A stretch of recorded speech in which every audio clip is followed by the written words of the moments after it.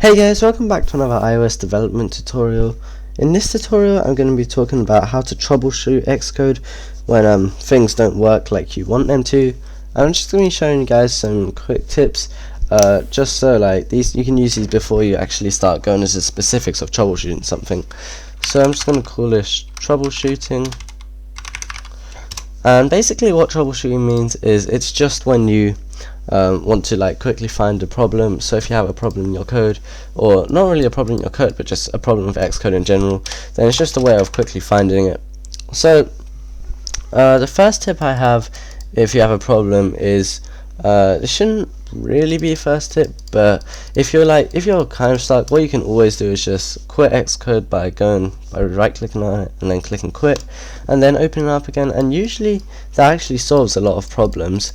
Because usually it's just something wrong with the Xcode build system or something, and it's just something like that. So another problem you might face is something like your app crashing like during your app. So I'm just going to make a quick scenario here. Let's say I have a function which do something,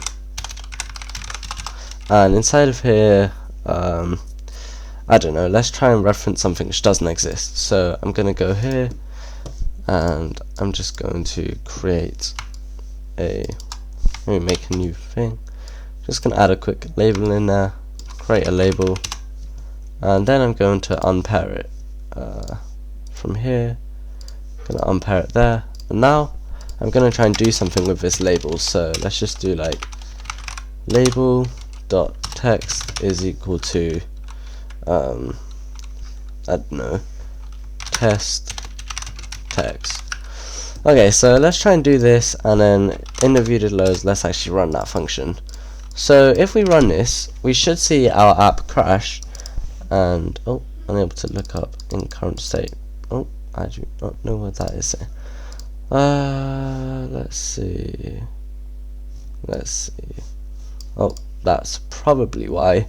That's another problem. Well, I guess what I could do to solve this is just you could just quit this simulator, and then I'm just going to run it. And yeah, that seems to be causing a few trouble. So I know this is a troubleshooting tutorial. I've actually never had this problem before, so I'm not too sure what's happening there. I mean, I would quit Xcode and restart, and I should solve the issue, but I'm not going to do that. Let me try and use a different simulator. If you're having that kind of problem, you can always switch to another simulator. Usually it works. We'll just see here. So here's the new simulator. I'm going to close this old one, and we'll just wait for a bit. But yeah, while I was talking about this, so basically what we're trying to do is reference this label, which doesn't actually exist anymore because we've unpaired it from the actual element. So now when you try and set the text or something, it's just not going to be able to do anything because there's nothing there. So let's try and run this now, and we should see that our app crashes when it loads in.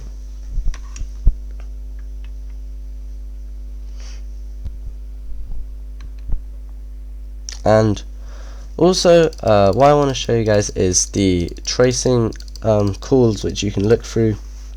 Not sure why this is taking so long. Timed out after trying to boot. Let's try this again then. Unable to boot device in current state. I do not know what is happening here. Why are all my things breaking? I don't know. I know this is a troubleshooting video, but I'm just going to ignore that. But yeah, basically what this would do is when you try and build this, it's going to crash, and then what you can do is you can go over to here. I think it's one of these. Let me just find it. Oh yeah, here. And then if you go to runtime, basically I think when you're actually running something, you should have a stack here, and you can just go backwards and check where it is. I think I've already made a video on that.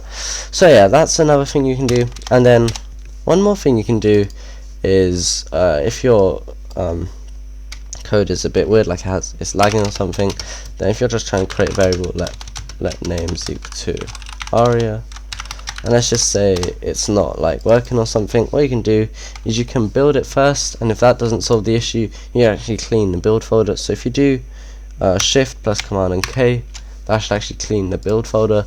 Basically that just resets everything so that it does it again, it builds the program again, and then it should fix your issue.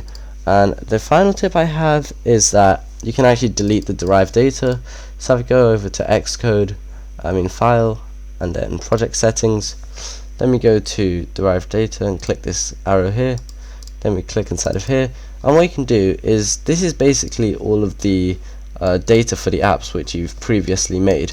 So this is actually, like, you can pretty much delete all of this and it's not actually going to matter. So if I just drag all of that into the bin, it doesn't really matter what we've done because it just generates new things here. I wonder if it's going to generate it if I build it.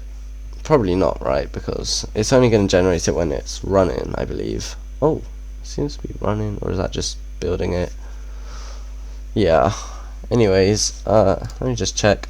Oh, it did. So yeah, you can see when you built it, it actually generates some things here, and you can basically delete this as much as you want. And when you delete this can also solve your issues, because again, it's just storing data, and then sometimes that data is like out of date or something. So yeah, those are my troubleshooting tips. I know they weren't that good because the simulators weren't working and I wasn't able to troubleshoot that, but I'm sure if I quit Xcode and restart, it should solve the issue. So yeah, thanks for watching, and I'll see you guys in the future tutorial. Bye!